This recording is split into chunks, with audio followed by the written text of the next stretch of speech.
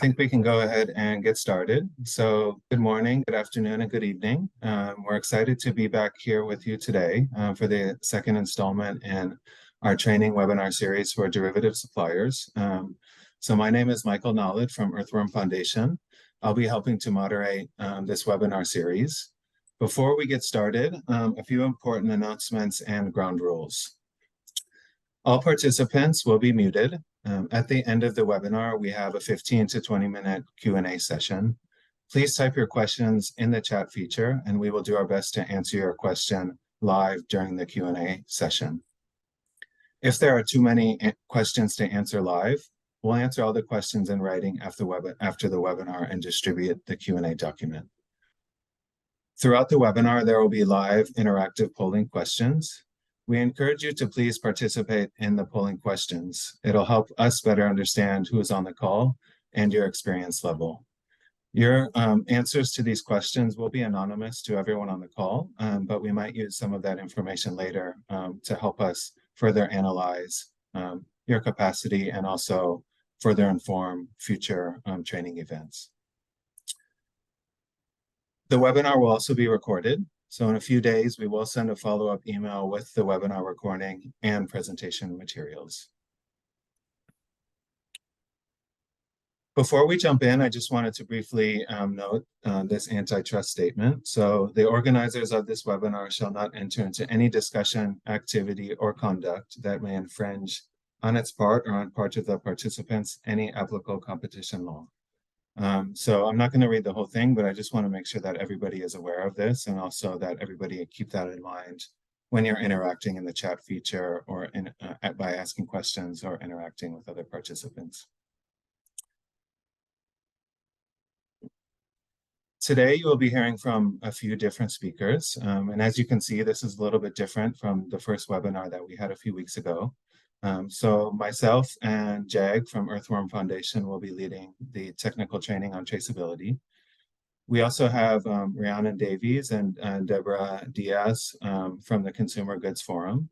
They'll be introducing the Consumer Goods Forum Forest Positive Coalition and the Palm Oil Roadmap. They'll also frame palm oil derivatives in the context of the CGF Forest Positive Coalition. So we're very happy to have them on the call today. And lastly, we have Ron Jacoby from Colgate. He'll be jumping in during the presentation to briefly highlight Colgate's traceability program and their progress and achievements to date.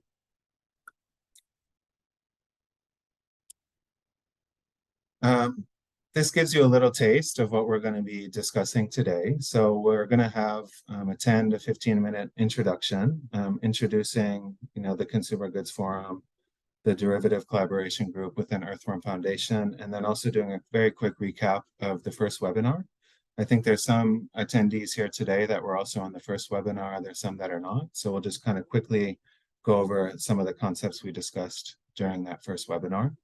And then, we're going to jump straight into the traceability training. So we've kind of broke this up into a couple different parts. As you can see, there's a lot of slides and a lot of content here.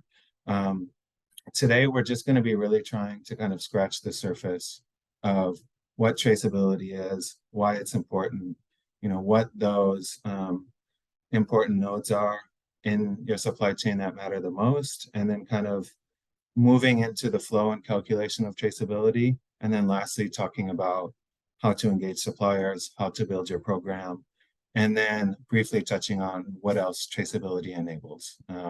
Which is something that will come last, and also something that we'll be touching on in webinar 3, which is focused specifically on grievances and the non-compliant supplier process.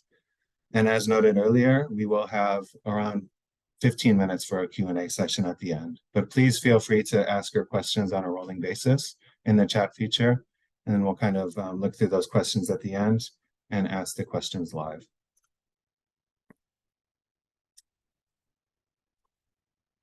So before we embark kind of into this topic today, I think we need to take a moment to understand the purpose of the webinar series and kind of why we're here. So progress in forest positive derivative supply chains has been a little bit slower than traditional PO and PKO supply chains. This can be attributed to a range of factors, including technical aspects, limited consumer awareness, and a lack of regulatory emphasis. This webinar series was crafted to inspire and empower derivative suppliers to drive positive change within their companies. So really the primary objective is to deepen your grasp of forest positive issues and foster a commitment to catalyzing action within your company. So I think on the call today, we have mostly companies, which is the audience that we're trying to reach. And we're very happy to see so many companies register for this event today. I think there were over 100 registrants. In addition to, the policy discussion and the traceability discussion we're having today, there is a third and final event on October 25th. The focus of this session will be on grievances and the non-compliant supplier process. If you have not registered for this event yet, please do. There is a link on the final slide of this presentation, which we will circulate, which has a link to registration.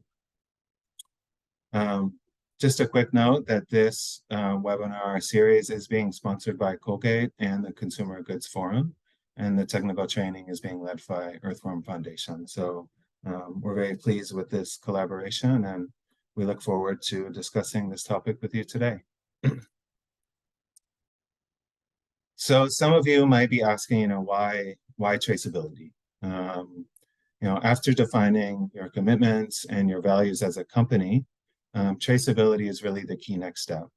You can see here on the left side, the general implementation approach. As you can see, traceability and supply chain mapping comes right after values, policy, and commitments. So in the first webinar, we talked a little bit about the VTTV framework, which is values, transparency, transformation, and verification. Today, we're kind of moving into that, moving from the first V to the T, which is transparency. Earthworm has assessed some suppliers in 2022. We're assessing some more this year in 2023. But some of that data that we have really shows that there is still some work to be done within the derivatives supplier space, specifically around traceability.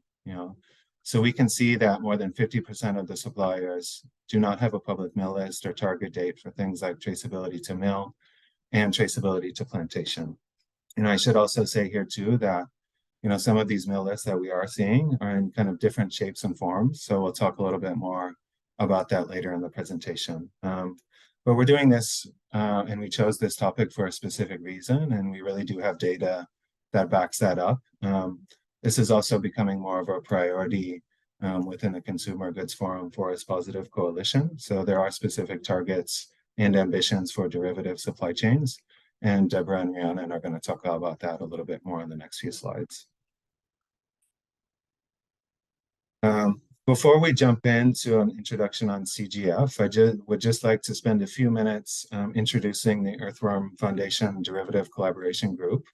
So in 2020, we incubated this group within our Earthworm Foundation membership. So there are 8 members, including Colgate, and they're all collectively engaging a select group of focus suppliers to inspire greater impact and foster change. So by sharing a consistent, unified message to suppliers and understanding their challenges, the collaboration is working together to achieve faster policy implementation progress. Over the last 12 months, we have seen some good progress within some of these focus suppliers. For anyone that is looking for more information on this group or would like to ask questions, please reach out to John Munoz. I have his contact information here on the top right of this slide. So now I'm going to pass it over to, I think it's Deborah, who's going to introduce the Consumer Goods Forum. Thanks, Deborah. Thanks, Michael, and thank you for having me on this webinar. So I'm Deborah Diaz. I'm Senior Manager at the Consumer Goods Forum for the Sustainability Team, leading the Forest Positive Coalition. For those of you who are not aware of the Consumer Goods Forum, we're a CEO-led organization that brings together about 400 consumer goods companies, mainly retailers, and manufacturers. And our focus is on bringing together members to collaborate on issues that are important collaborate pre-competitively on issues that are important for our industry. We drive positive change and address challenges impacting the industry, and that work includes environmental and social sustainability.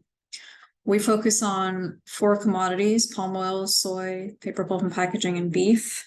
And our members are committed to moving towards a forest positive future. And we believe that taking collective action and engaging with organizations such as yourselves are important parts of our goals, which include accelerating efforts to remove commodity-driven deforestation from individual supply chains, setting higher expectations for suppliers and traders to act across the entire supply base. And that'll be the main focus for today's webinar. But in addition to that, the coalition works to drive transformational change in key commodity landscapes, and also make sure that we hold ourselves accountable and be transparent by defining measurable outcomes and tracking and reporting individually, collectively on these outcomes. And with that, I pass on to Rhiannon.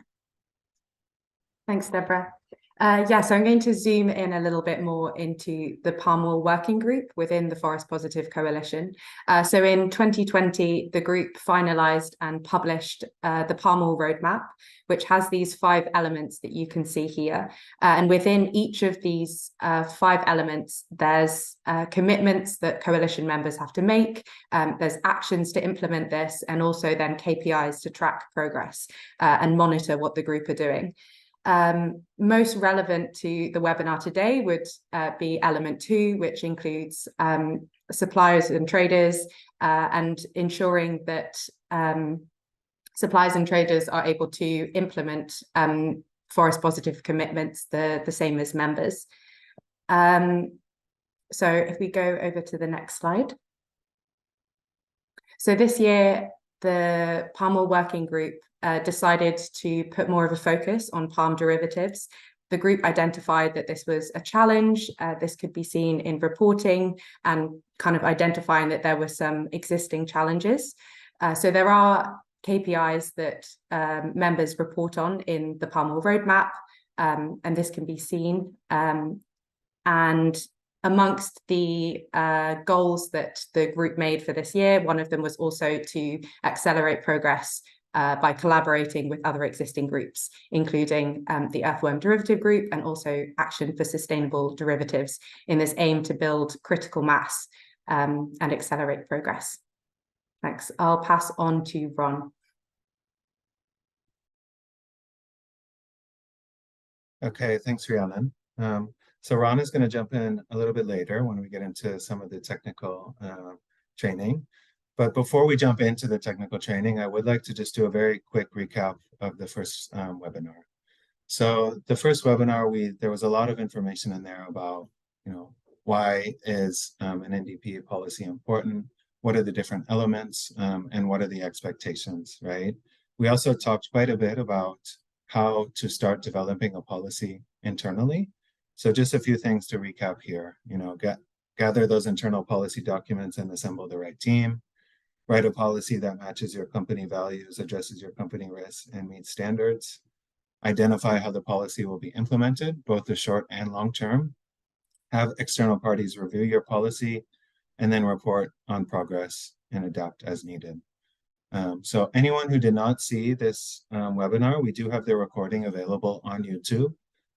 Also, for those who attended and have not yet completed the post-webinar survey, please do take a few minutes to fill this out, because it really helps us understand the impact of this webinar and how we can improve in the future. If you would like to receive the slides, you can please contact me directly. So now we're going to be moving straight into the traceability training. So what will you take away from this session today? Acquiring a solid foundation in traceability principles tailored specifically to palm oil. Why is traceability important? Why is transparency an expectation? And what are the different elements that make up traceability. Also developing a deeper appreciation for the critical roles traceability plays in promoting responsible sourcing and fostering forest positive supply chains. So, you know, building off what Rhiannon and Deborah mentioned about forest positive supply chains, traceability is really fundamental to that. Then learning how to fulfill your customer requirements and also understanding what you need to ask your suppliers for, right? So we'll talk a little bit at the end of the presentation as to how to engage your suppliers and how to start building your program. And then we also have some different tools and references at the end of the presentation that will help you support your traceability needs.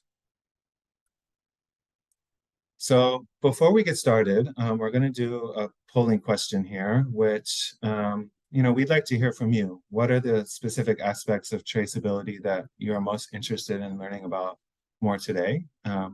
We're going to launch this polling question and give people a few minutes to respond.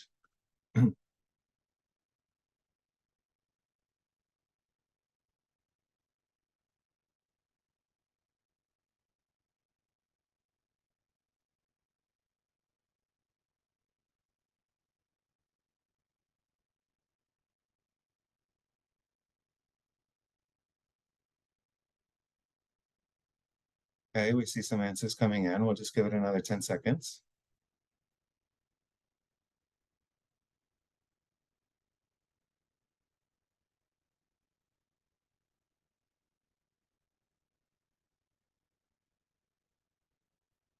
Okay, we're going to end the poll and share the results. So as we can see, it looks like most of you are most interested in the flow and calculation of traceability. So we do have a very interesting and exciting slide to show that gives an example of how to kind of calculate the flow of traceability starting from the plantation level. So we'll get into that in more detail. And because the attendees responded this way, we might spend a little bit more time on that slide. I think some of the other responses here seem to be equally weighted. So this is good to know from everyone, and we appreciate you taking time to respond to this question.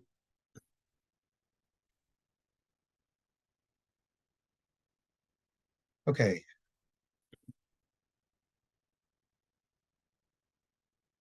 So now moving into why is supply chain transparency and expectation. So there is a difference between, there is a difference between, you know, transparency and traceability. Supply chain transparency and traceability are related concepts that are often interchangeable, but they do have distinct meanings and purposes within the context of supply chain management. So supply chain transparency refers to the degree of which the information about various aspects of the supply chain is available and accessible to stakeholders, not just within your own company, but also outside your organization. So we'll talk throughout this presentation about you know, publishing mill lists and publishing your supplier list, your priority upstream suppliers. Those are all have to do with transparency. So being transparent to your customers, your stakeholders, your consumers, and to yourself, you know, about what is your supply chain. This expectation for transparency does not, you know, originate from CGF or Earthworm or from ProForest. This is coming really from customers, investors, and the civil society. So just keeping in mind that there are expectations from various different stakeholders, and it's important to understand, you know, what the expectations are for each.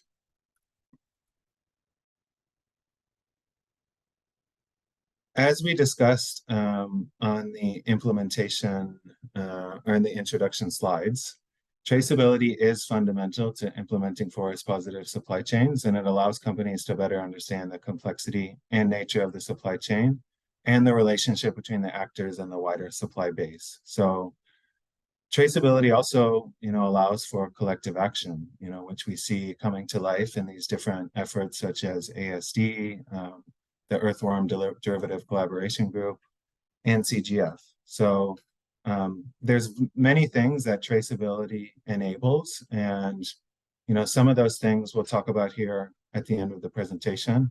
These are 4, but there's many others. So engaging proactively with your suppliers, identifying risks and managing grievances, verifying NDPE commitments. And this is not just commitments for no deforestation, this is also no exploitation. Traceability data is fundamental to that. And then also driving landscape transformation. So here you can see the CGF Forest Positive Coalition Deforestation Theory of Change. So I want to make it clear that traceability does not just enable proactive engagement on deforestation, but also on no exploitation with labor and communities. So supply chain mapping versus traceability. And this is also, these are also 2 words that almost go hand in hand, but there is a distinction between the 2. So traceability allows companies to link product volumes to suppliers and production sites in their supply chain. Whereas supply chain mapping is really, the process of identifying the actors and then the relationships among them. So supply chain mapping is focused on the actors and the relationships among them, whereas traceability is more focused on the flow of volumes and the ability to follow the product as it goes through different nodes in your supply chain, starting with the plantation. So traceability can be achieved through a formal chain of custody system, such as the IPO, IP and organic certification. However, traceability can also be accomplished through, self-disclosure of traceability information that's basically built on those same principles. So as we're seeing today, a lot of traceability declarations are self-disclosed, but I think the industry will be moving into more and more verification, especially as we, start to prepare ourselves for the EU deforestation regulation, which requires that you provide a lot of very specific information. I think before we kind of talk about traceability in detail, it's also important to kind of take a step back and look at the history of kind of how traceability has evolved. So if we look back as far as 2010, this was when deforestation due to palm oil expansion became a global concern. This triggered a series of events that kind of led up to the new EU deforestation regulation, which we see just being announced as of the last year or 2. So between 2012 and 2020, we started to see more of a focus on traceability. NDPE commitments were followed by efforts on traceability to mill, which many thought at the time, was never possible. But as of 2019, many traditional PO and PKO supply chains are upwards of 90% traceable to mill. So, just over a few years, there was quite a bit of progress made on TTM. And, we can now see that shift to TTP, which is traceability to plantation. So in 2020, ASD and Earthworm collaboration groups were formed, in addition to development of the CGF roadmap for 2025 and derivatives for 2030. So as I just noted, we're now seeing that really shift from traceability to mill to traceability to plantation. With that being said, we still, some companies have not reached 100% traceability to mill and are still working on progressing on that. But I would say most companies, at least most companies within the consumer goods forum, are 90% or higher. And then also, the shift to traceability to plantation. This is also with a push coming from regulations such as the EU deforestation-free regulation.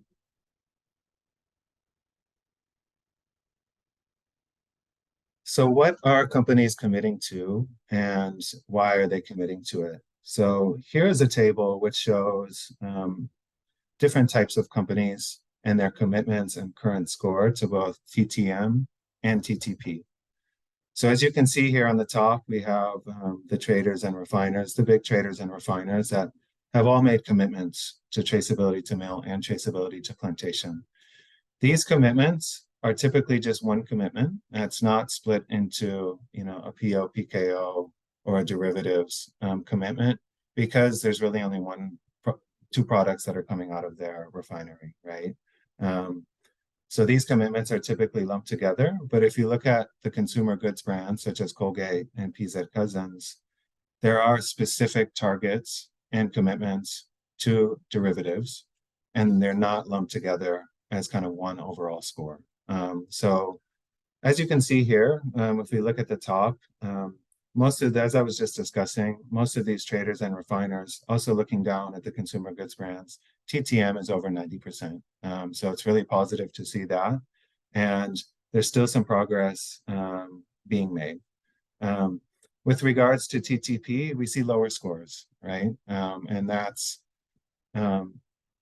due to a few different reasons, but one of them being that was not an initial focus. That was not an initial focus of traceability efforts, and progression on traceability work should always start with TTM, right? We cannot really do anything on TTP unless we understand where the mills are and where that oil is originating from at the mill level. So this just gives you a little bit of taste of these different types of companies and the commitments that they have made. I should note that for some of these companies, we were only able to find one public score for TTP and TTM, so it was unclear if that's combined or if they have a separate score for target and score for derivatives. I'm going to pass it over to Ron now to just talk a little bit about Colgate's efforts on traceability and different achievements and milestones that they have made to date. Over to you, Ron. Great, thanks, Michael.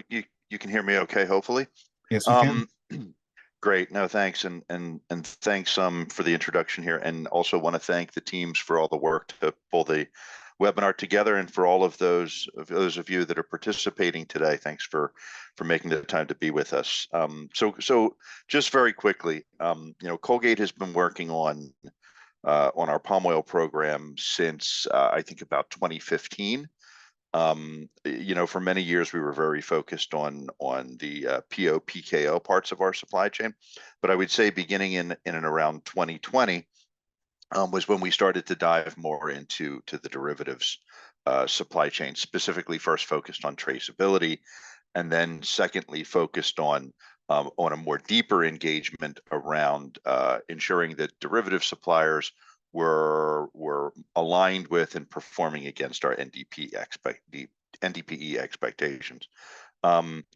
We do have a goal that by 2030, that Colgate will only be sourcing palm oil, PKO, and our derivatives that are responsibly sourced and traceable back to the plantation. So that goal, speaks both to traceability to plantation, as well as now looking also at deforestation-free volumes. It's a new area that we're doing some work in. You can see a bit of a timeline down the bottom on the left-hand side. I'm not going to speak specifically through it, but I will draw attention again to some of the data that Michael had shared a little bit before on the other slide. Whereas, we are continuing to engage our derivative suppliers, and specifically we've been focusing on our top 20 that covers over 95% of our derivative volumes, continuing to drive that traceability to that first refiner, which is a key supply chain node, as well as to mill. We definitely expect to expand that into TTP for derivative supplies, I would say very, very shortly in the coming future. But also want to continue to point out that out of those 20 suppliers, we've focused specifically on 11 for more in-depth assessment. And we're currently at about 33% of those suppliers that have public mill lists. So as Michael had mentioned, public mill lists are really a key element for understanding how we may be connected to upstream grievances, who we need to engage for some of those things, as well as the overall traceability. So I'll leave it at that. Just again, want to thank everyone, and I'll hand it back over to Michael. Great, thank you, Ron. And now we're going to jump into really understanding kind of some of that your upstream supply chain, the different nodes. Ron was just talking about some of those nodes at the first refiner, and then moving into the calculation. So before we jump into this part, which is going to start to get a little bit more technical, we want to understand, what traceability commitments and targets has your company set? So please let us know. I'm gonna launch the poll now, and we'll leave it open for a minute or so.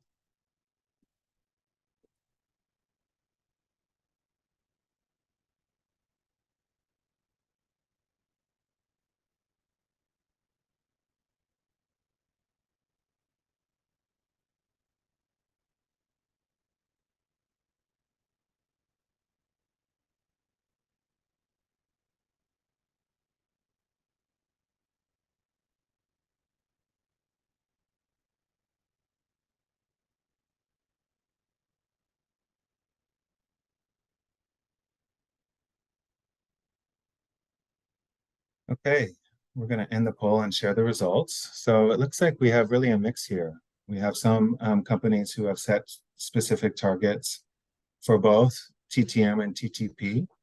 We have some that have just set a target for TTM or for TTP. And then we have about 33% who have not made any commitment or set any target for traceability. So I hope for that group of, that 33% that this next part of the presentation and also the first part that we just discussed will help you understand, why these commitments are important and what kind of your customers and your stakeholders are expecting. So with that being said, let's move on and jump into some more of the technical aspects of this training. So I'm going to pass it over to Jag, who's going to jump in and start talking about the upstream supply chain and what the different traceability nodes and those different leverage points within traceability information. Go ahead, Jag. Michael, you can hear me fine, yes? Good. So this slide illustrates the overall supply chain. But as Michael mentioned, we're going to focus on the upstream. And I know that derivatives go through many different stages, transformations, passing through hands in the downstream half of that illustration. But the upstream is the same as PO and PKO as it is for derivatives. So I'm going to focus on the ups.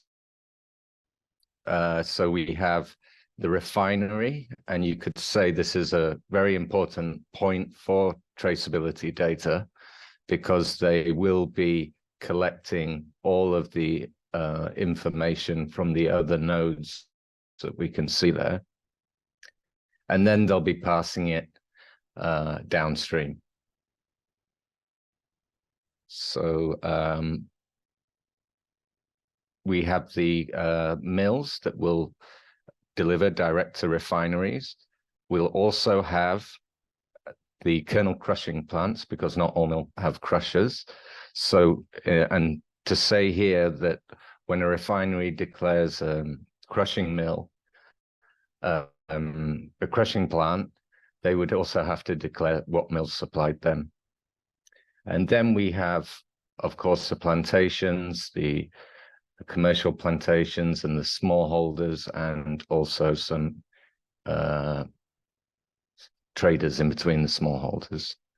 Okay, I think we can move on. So this is just for reference. We won't really go through this. So it just explains about smallholders, concessions, the mills, and the kernel crushing plant and refinery trader. So as I just mentioned, this is the important part. These are the nodes of where we need the data to achieve traceability to plantation and to mill as well. So to know their identity, and we'll get a lot of information from them. Later on, we'll in the next slide, I believe, we'll look at the specific data.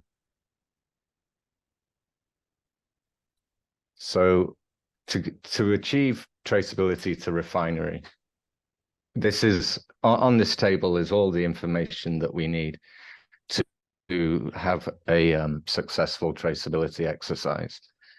So for traceability to refinery, you've got the parent company name, refinery name, location, and the percentage volume per refinery. And again, as Michael had earlier said, we need to know volumes. Traceability to mill, we need to know the parent group name, mill name, the company of the mill, and the coordinates to of the mill, and then the percentage of that volume per mill. And we would also like the UML ID, certification status, and mill address. For traceability to plantation, we have, as you saw earlier, there are estates and there are smallholders. So for the estates, we'd need the name of the estate, the area, the percentage of overall FFB tonnage, the GPS coordinates of estates less than 4 hectares, polygons for estates more than 4 hectares. Now, those 2 points about coordinates and polygons, this is because of the EU regulations. This is their minimum required for TTP. Also nice to have is this RSPO certification status. Then you may have dealers or collectors that are collecting either from an estate or smallholders. So we would need to know their names, of course, percentage overall FFB tonnage. And then if they were getting from an estate, they would have to have all that information above that we just went through. And if they were getting from smallholders, we would need the number of smallholders, percentage FFB tonnage received from smallholders, area, and then again they would fall into a plantation falls into a category less than 4 hectares. We need GPS coordinate, more than 4 hectares, boundary, and polygons. It's also good to have the name and type of smallholder and the RSPO certification status. We can move on. So this is an example of a public declaration. This is from Wilmar. And you can see, so for traceability to refinery, they have it at the top. They have all the information we just we're asking for. So the parent name, the refinery name, the latitude and longitude, and the address. And then you can also see here that they have not only declared their own mill, but also indirect refineries supplying them. So you could see the volume breakdowns on the left. So, for example, other Wilmar refineries are supplying this refinery with palm and lauric. So 7% is coming from the list on the left-hand side. Yeah. So this is the associated mill list. So again, we have here parent company name, what's the name of the mill, the UML ID, RSPO status, coordinates, and the address. And then they've also indicated what product they're producing, and also they have included TTP status of each of these mills. So they've included their own mills and the direct supplying mills. Okay. This was an example of traceability to plantation declaration. So we can see here we have estates, small growers, and smallholders. So they've declared 100% of all the three categories that are supplying their mills. And you can also see that they've included a map where they've got some polygons there, and they've got some GPS coordinates, which is really good. And it's really good to have maps in your declarations. Okay, we can move on. So this is just to illustrate sort of our approach to the no deforestation verification work, and how accuracy of geolocation of the plantation areas would increase the accuracy of the analysis if you're going to be conducting no deforestation verification. So ideally, you're reaching that top level for a full shape boundary. If you're not, then you're really losing the accuracy. Okay.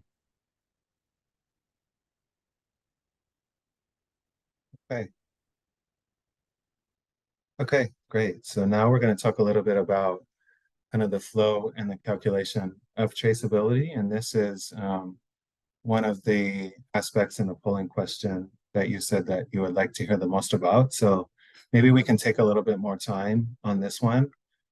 We were initially thinking to kind of show this slide and quickly go over it and include it in the materials as reference. But I think we can spend a little bit of time discussing it today, just so we can see what that looks like. And this is just one example.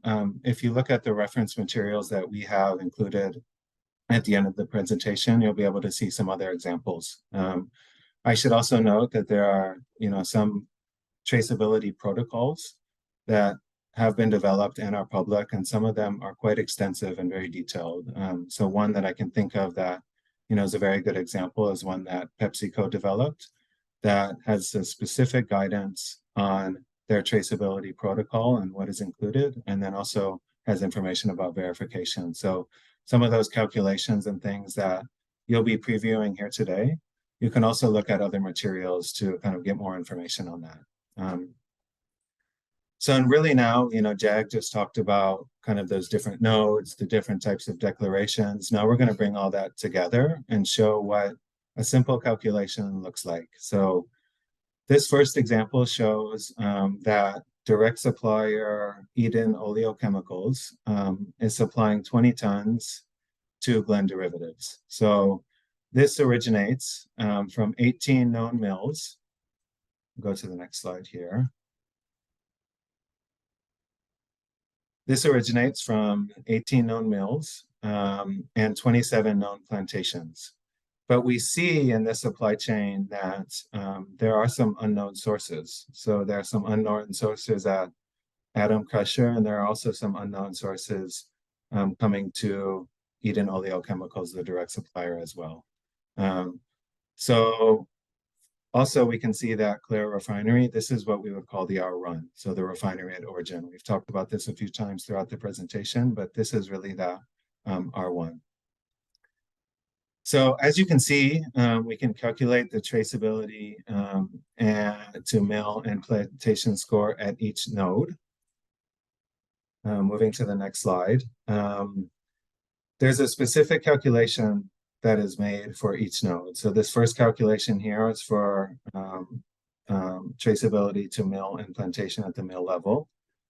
This is for Adam Crusher, Clare Refinery, Eden Oleochemicals, and then Glen Derivatives. So as we can see here, there are these unknown sources that are impacting kind of the overall traceability score at the end of the day for Glen Derivatives, right? So if we look at this example, This is showing here that there are 27 plantations supplying 18 mills, and this is considered full traceability to plantation data for these 18 mills.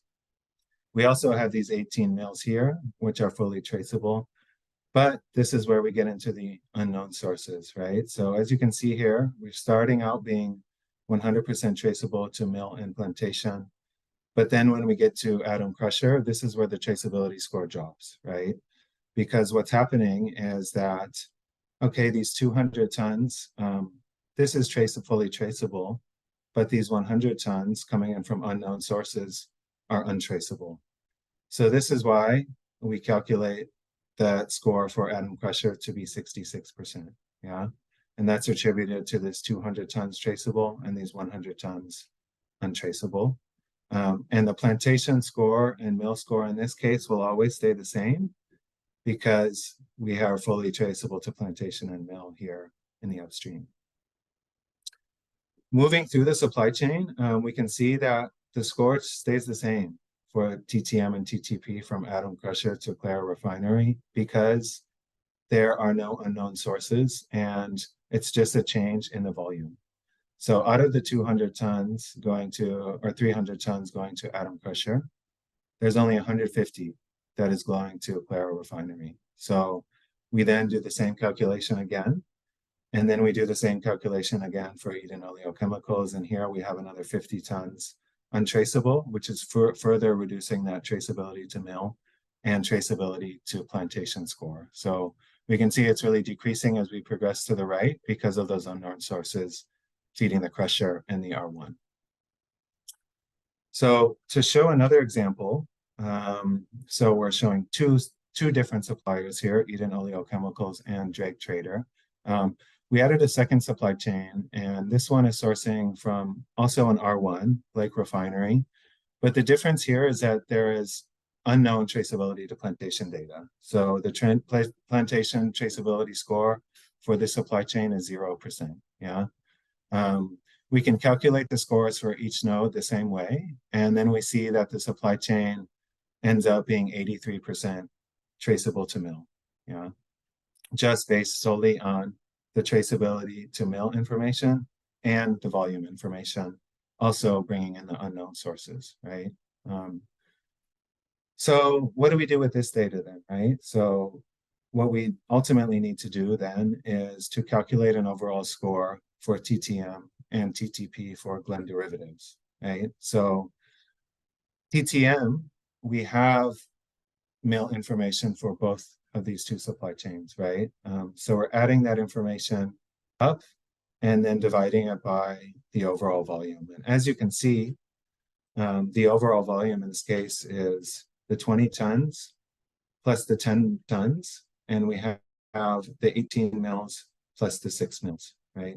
So at the end of the day, Glen derivatives, if you look at both supply chains, is 50% traceable to mill. Traceable to plantation is at 22%, and that's because that score has dropped significantly from the original score that we had because this supply chain is untraceable to plantation, right? So we're factoring that in, and it's also weighted based on the volume. So at the end of the day, we would like to develop a scorecard for Glen derivatives, right? So as you can see, the first refiners or the refineries at origin are Clara and Blake. So we have those two here in blue. Mill list, we're 50% traceable to mill, as we showed on that last slide. And that's from an 18 plus 6 mill data set, right? From Eden and Drake. In terms of traceability to plantation, we're 22% traceable to plantation, and this is just from these 27 plantations that we have here. So this is a very, it's a very simple example of how to calculate traceability scores, but I also understand that for people who have never done this and have never seen this before, it might be a little bit confusing. So we would appreciate some questions on this if you have questions, and also don't hesitate to reach out to us or to those different reference materials that we'll show at the end that can really help you go into more detail into these calculations and understand these calculations. You know, if capacity inside your organization and inside your company is, you know, is not there, and in terms of being able to calculate this yourself, there are different service providers and organizations that can help with this type of technical analysis.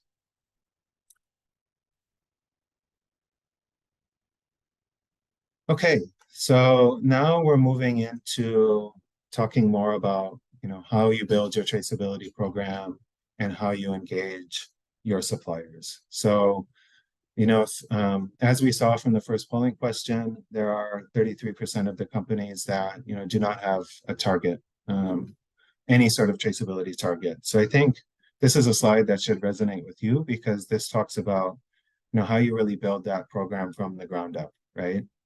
So the first is to, you know, define those data agreements and timelines. So, you know, what are you specifically going to be asking for, and what is the timeline that you're going to be asking for it?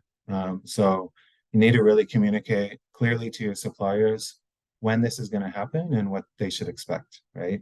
So streamlining that data management then is creating a clear process for receiving, reviewing, and storing that traceability data. So, you know, segueing from that last slide, you know, there is a lot of data and calculations that go into this. So how do you really bring that all together, and how do you keep it organized, and how do you also keep it updated, right? So it's very important to understand how you're going to manage all that and set up a process to manage it. Establishing those traceability nodes. So as Jag was discussing, and as we discussed on that last slide, there are those very important nodes. But this is also looking more at kind of traceability nodes within your company. And with also into your supplier's company. So for example, you might be sourcing from a supplier that has different operations. So they have an operation in Colombia and they have an operation in Mexico. What you could do is combine that data from your supplier and combine Mexico and Colombia. Or what you could do is keep it separate, yeah? So here we say, you know, designate your manufacturing facilities as individual traceability nodes. Alternatively, combine all the sources into a single node. So I think any chance that we have, or opportunity that we have to be more detailed and to differentiate between different nodes and being more detailed, we should always lean for that. But sometimes it's a little bit easier to just combine all of those sources into a single node and keep it simple. So moving from that to simplifying your source tracking. So I think this one's very important to note that when we're looking at traceability information, we're looking at PO and PKO. We're not breaking it down into all the different derivatives products or end products. It's really just on PO and PKO. So for most companies, both in, you know, that are refiners and traders, and also in the consumer goods brands group, they are looking at both PO and PKO separately. So in that table that we showed, which shows those commitments, it's really combining those two together. But if you were to ask, you know, one of those companies what it is specifically for PO or PKO, they'll be able to tell you, because they just usually wrap that up into one score. Yeah. So calculating your supplier contribution. So this is something we just looked at on the last slide. So how do you combine all this information? How do you figure out how to calculate it? What methodology to use? How do you bring it all together? These are all really important questions. And, you know, there are templates out there that exist. You know, and everybody has a little bit different way of doing the same thing. So it's important that you're following a robust and credible methodology and process. But in terms of kind of the templates and ways you're analyzing the data at the end, it might vary a little bit for each company. And lastly, this is one of the most important things to take away, I think, from this slide, is really sharing this traceability data. So Ron talked about publishing your mill list, publishing your progress on TTP and TTM, publishing your direct supplier list and indirect supplier list. You know, these are also requirements within CGF. And, it's a really good time, I think, to bring this all back to transparency, right? So we're doing all of this for a reason, and this leads to ultimately transparency. And that is publishing information, updating progress, and informing your stakeholders about what you're doing and how you're progressing. So now engaging your suppliers. So this is a part that we all know can be a little bit challenging. I think this webinar, we're talking specifically about number one and number two, right? So before you can engage your suppliers, you really need to understand what are you asking for and what is possible. So, we don't just want to go out there and start asking them to send you something without really understanding what that is, how you want that information to come back, and then what you're going to do with it, right? And then moving into step two is really explaining your commitment and expectation to suppliers. So this can be challenging because sometimes your suppliers do not agree with your requests or are not on board with your commitment, right? So this sometimes is challenging because you need to explain your commitment and you kind of need to get that supplier on board to help fulfill those requests that you're asking them to fulfill. So engaging with the suppliers in dialogue, kind of building that trust, and then continuously improving the quality and volume of the traceability data. So I won't go into too much detail on all of these steps, but these are some steps that I think are very important for everyone to consider when they're starting to engage their suppliers. And we'll talk a little bit more also about kind of what that supplier engagement process can also lead to and what traceability data enables. So here, touching briefly on verification, we do see today that there is some traceability data that is being verified, but I would say the majority of what we have seen at Earthworm Foundation, it is not yet verified and it is still self-disclosure. So we really want to emphasize here, why is independent third-party verification important? I won't read everything off this slide, but credibility and trustworthiness.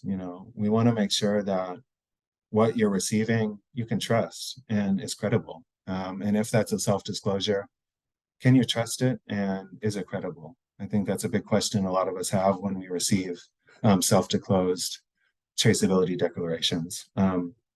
Conflict of interest. So there might be some companies that choose to not declare a specific plantation or a mill because they want to present a positive image or positive change. So independent verification helps to eliminate that conflict of interest and ensure accurate and unbiased data. Accuracy and transparency, we want to be accurate and we want to be transparent. This just helps double check that. We do make mistakes when we're doing traceability calculations and anytime we're working with a large volume of data. So we really want somebody to double check what we have done and to validate that that was done the right way. And then, compliance, obviously regulations. I think that's something that's really on everybody's mind today is how am I going to meet these new regulations that are coming out? Well, verification is very important to that. And that's going to be kind of embedded into the EU deforestation regulation where, verification is at its core in that process. And then improving practices, right? So audits and verification reports, they also provide recommendations. So, it's also a way to do a health check on your process and on the way you're analyzing your data, just to see if there's anything that could be improved. Okay, this is our third and final polling question, and then we have a few more slides before the Q&A. So we're going to try and get wrapped up here in about 5 minutes, but let's launch this final polling question, which is specifically about what I was talking about. What are those challenges that you face engaging your suppliers on traceability?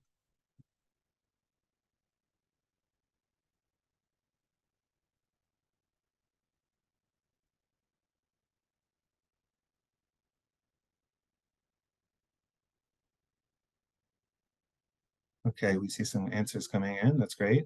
We'll give it another minute.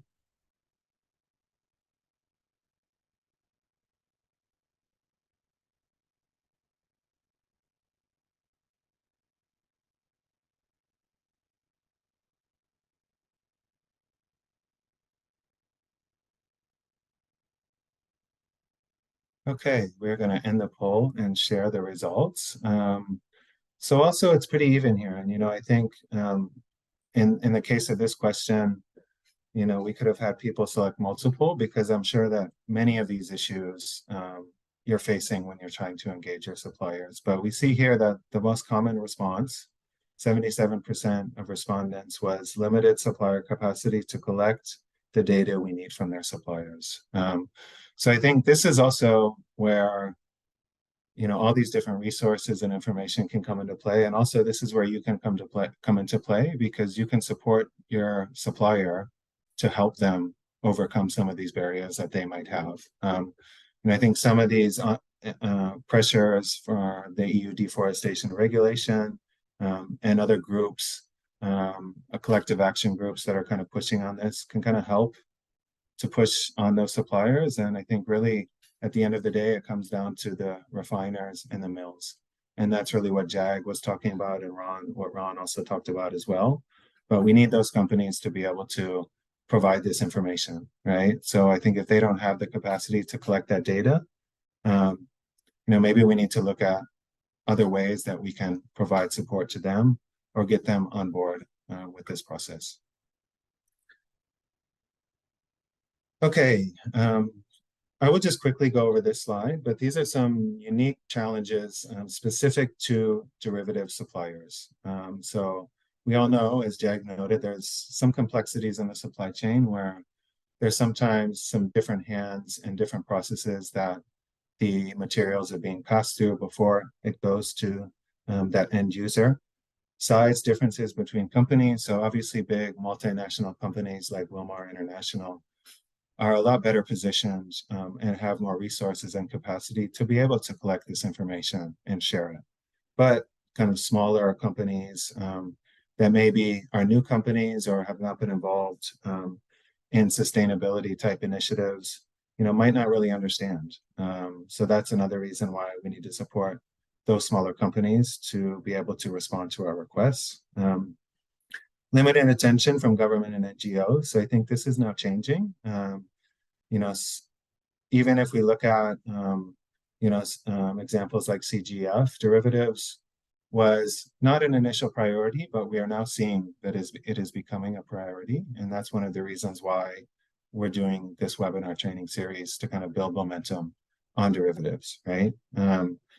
Transition chain. So many companies in the oleochemical sector rely heavily on RSPO mass balance, but we know that transitioning to that can be logistically challenging, costly, and it might not even be available, right? So we need to make sure that, we're not just looking at certification schemes, but we're also looking at ways to build capacity and awareness within other aspects of the supply chains that are not certified, right?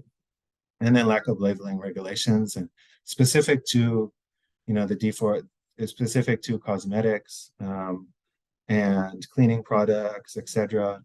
There has not been a lot of labeling on these products. It's traditionally been more for food products. So, we haven't really seen that big push from the consumer side, but we are starting to see more attention on the specific topic of derivatives. So now quickly going through the end of the presentation, what does traceability enable? So, we were talking about engaging suppliers, building your traceability program. Engaging proactively with suppliers can lead to many different things, not just, trust and making sure they're compliant, but also building a relationship and also innovating together. So if there are challenges that your supplier faces and they're open and transparent with you about those challenges, maybe you can work together to find a solution, or you could provide resources or capacity to help them find solutions, right? So it's not really all just about that exchange of data. It's really about building relationships, building trust, and then also innovating. So verifying NDPE commitments, another thing that it can lead to. So, you know, it's a foundational source for verifying NDPE and forest positive commitments, which include, you know, verifying no exploitation. So it allows you to validate whether your supplier's claims, along with the actual sources and practices with your supply chain. So achievement of NDPE is impossible without traceability, because if you haven't mapped your supply chain, if you have not done traceability, you have no way of knowing that you have reached NDPE compliance. It's really vital to be able to verify those NDPE commitments. Then driving landscape transformation. So when you know where your traceability, or when you know where your refineries are, when you know where your mills are, when you know where the plantations are, that allows you to be able to assess different types of risk, and then join collective action groups or ongoing landscapes initiatives to participate in that active change on the ground. So we know that some of these problems and some of these issues that we do see in palm oil is very challenging.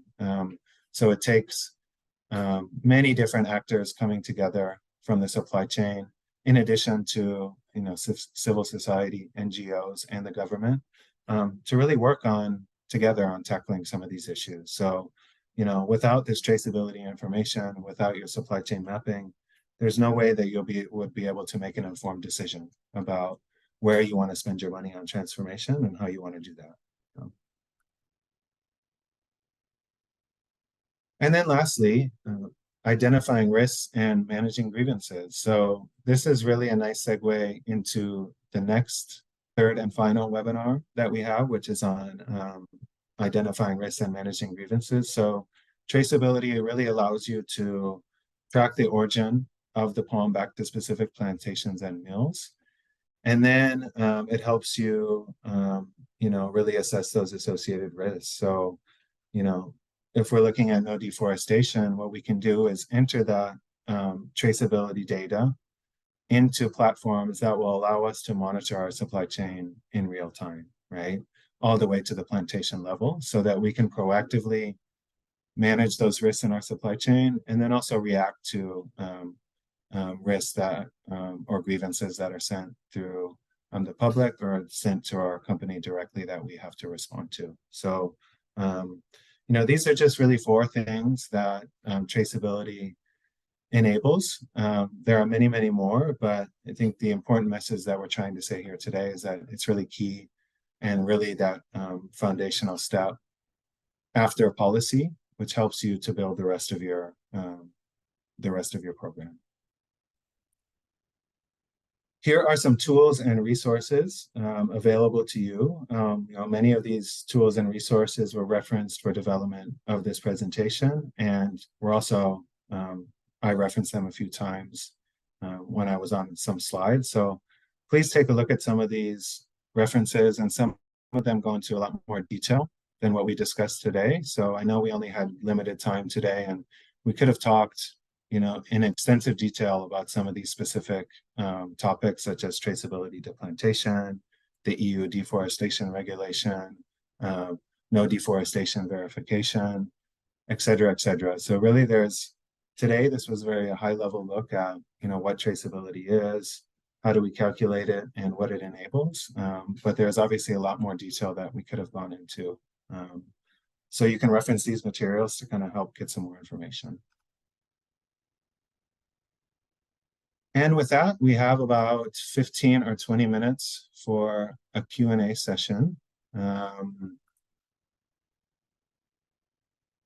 not sure if anyone, if Ron or Bora has been looking at any of these, if we have any that have come up while I was presenting. Yeah, Michael, it's Ron here. Yeah, yeah, ahead, there's a few questions in the chat. And I think there's about 3 or 4 questions / comments in the chat that we could probably raise. Okay. And obviously we can I think I can read them, and then we could also invite whoever had asked the question if they wanted to come on mic and if they had any further comments. But I guess the first one is let's see further is a bit more of a comment than a question from Berthold that basically says further deforestation, due to palm oil can only be stopped by increasing yields from existing plantations to meet the demand increase. Traceability will essentially, not help herein, but might only guarantee that the traced volume corresponds with non-peat or existing old plantations. And I think, part of the I guess my kind of initial comment to that, and obviously I'll ask Michael and others to come in, is yes, definitely continuing to increase yields for existing plantations is really critical, and I think that one of the key elements that many of us are working on, including Colgate, including many of our peers and Earthworm and the like, are those on the ground transformation projects and landscape projects that you had mentioned, many of which have some key elements around engaging smallholders and small farmers on good forest management practices, as well as good crop management practices, which like increasing yields, proper use of fertilizers, proper use of pesticides and so forth. So I think definitely that in part of the multi-pronged approach, traceability in and of itself will not fix, the issues, right? It's a combination of all of these things. Yeah, I think I would agree with that, Ron, and I don't have too much to add. I think, the work that we're doing in landscapes is looking specifically at some of these things, right? So how are plantations being managed? What type of support can be provided for replanting? Looking at regenerative agriculture. There's various different types of things. And I think,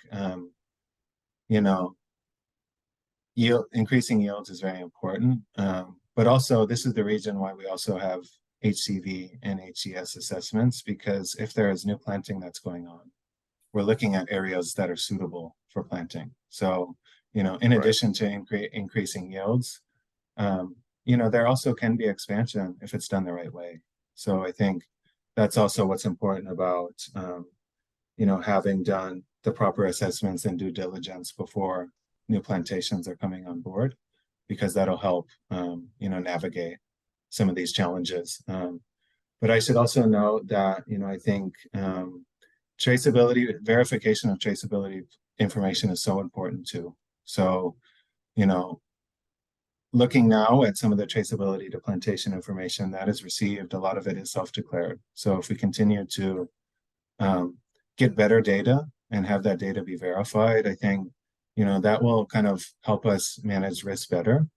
And, I think from many things that we have seen, looking at different plantations, looking at different concessions, looking at smallholder areas, I think we still need better plantation data. But at the same time, we are seeing some issues that I think could be clarified with better plantation data. Right. So thanks, but I guess so. I know Bertrand Berthold had his hand raised. Is there a way that we can we unmute him, or can he unmute to ask a question? Yes, I think we can. Let's see if it works.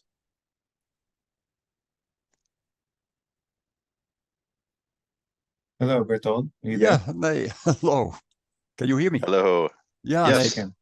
Many thanks for the excellent presentation and an explanation with all the slides. So, I just thanks for your answers. It's clear to me, but my few pennies, I really think one should focus on increasing yields, better agricultural practices, etc. And that this focus on traceability might be arguably even misleading. Because it comes with a lot of additional efforts, a lot of additional manpower. And why not utilizing that manpower to help smallholders and to focus on restoration of peatlands? But that's my personal few pennies. One might argue that this is a first step in getting access to these smallholders and then helping that. But that would really be helpful. And I think, look, Yep. if we don't find a way, if the demand is increasing, and it's still the case, and we don't find a way to increase yields of existing plantations and give peatland back to nature, then traceability will not help at all. And we can only make some claims when you pay the premium for RSPO certified or whatsoever, but it will not help at all. So that's my more philosophical point. And I think you have much more in-depth understanding, what I notice, on this whole supply chain. So it would be really great to leverage that in-depth understanding and to focus on exactly that. Great. Excellent. No, I think very valid points there, Bertold. Yeah, and agreed. You know, there's a number of these key critical steps. So definitely, thanks for your question and thanks for sharing your perspective on that. Very important. The other I guess comment or question that came up was from Marina. And she kind of mentions that Wilmar's TTP example is good. Obviously, you know, it was used as sort of as a best practice. Yeah. You know, and she says it would be good to clarify for the audience that Wilmar owns its plantations and therefore are able to report, you know, easily sort of that TTP data that we had shared. For those traders that don't have that, definitely it is much more traceability becomes very complex. And yet Wilmar Wilmar does own, they do not own all of the plantations that source into them. I believe that they own less than 50% of the plantations that source into their volumes. So they definitely have, you know, they have their own, but do have the complexity as well. And yes, when you are vertically, you know, when you are integrated, TTP is easy to come by.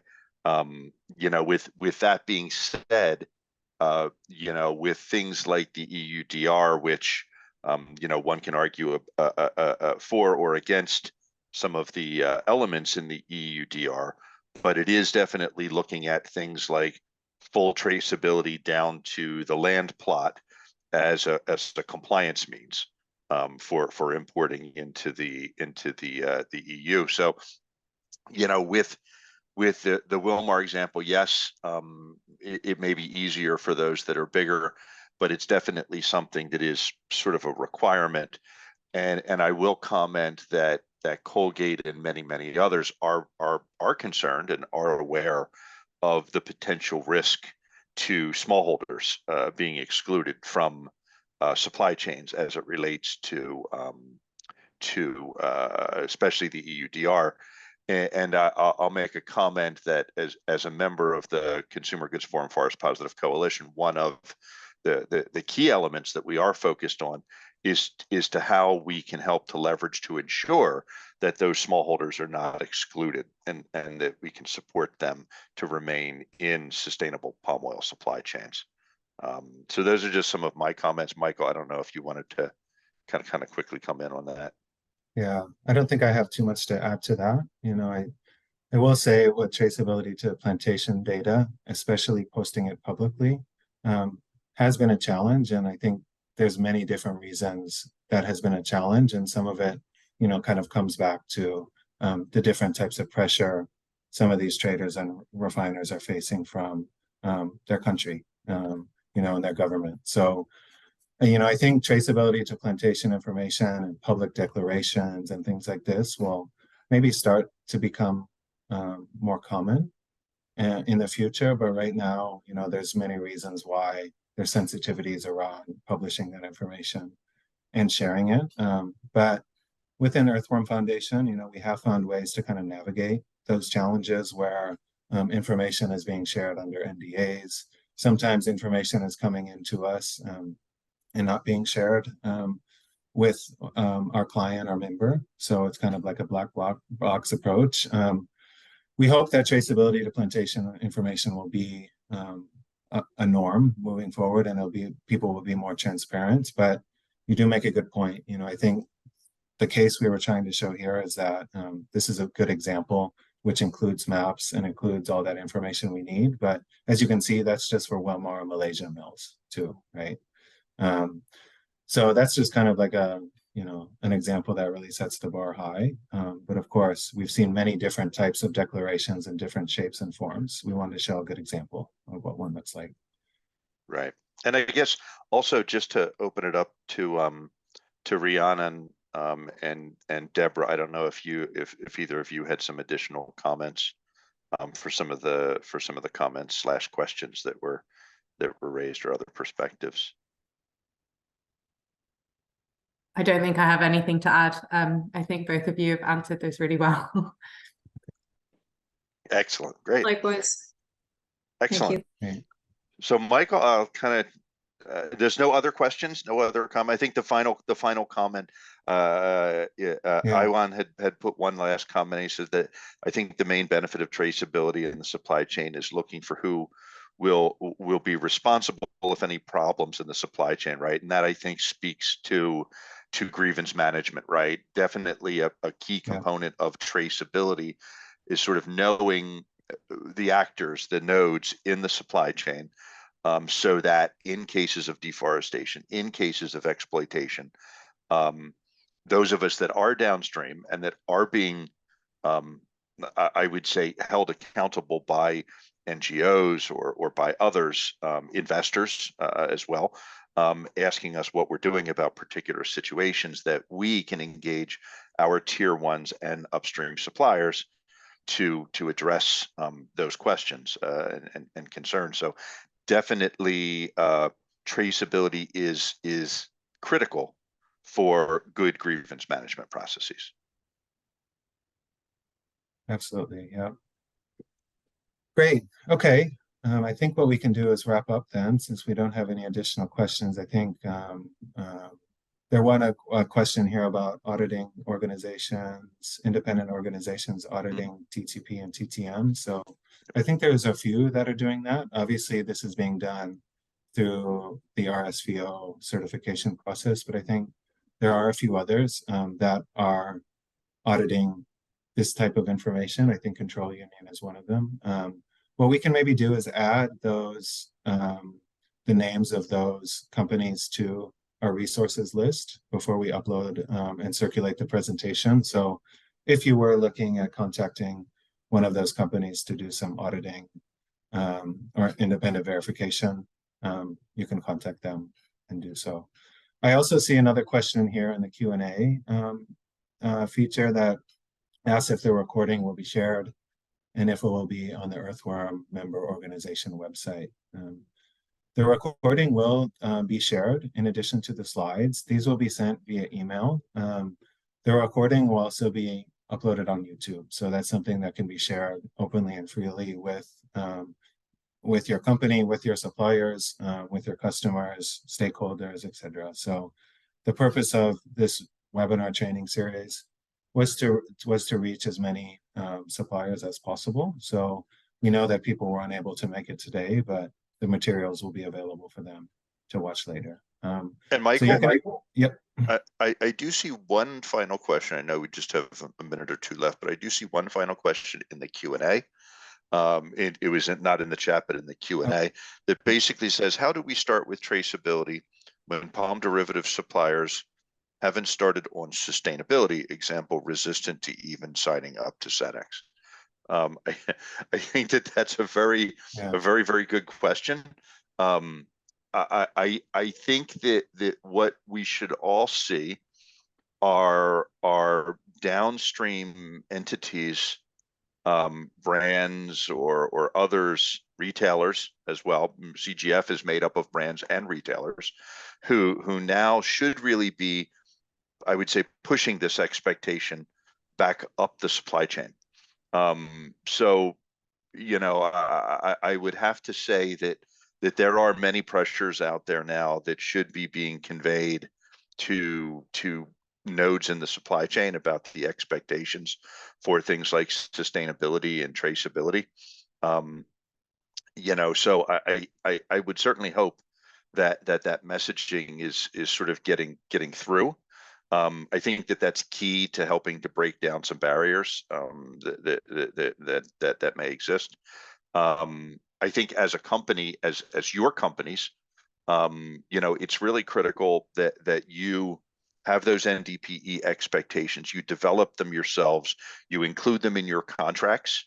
You make them requirements for doing business with your company. Yeah.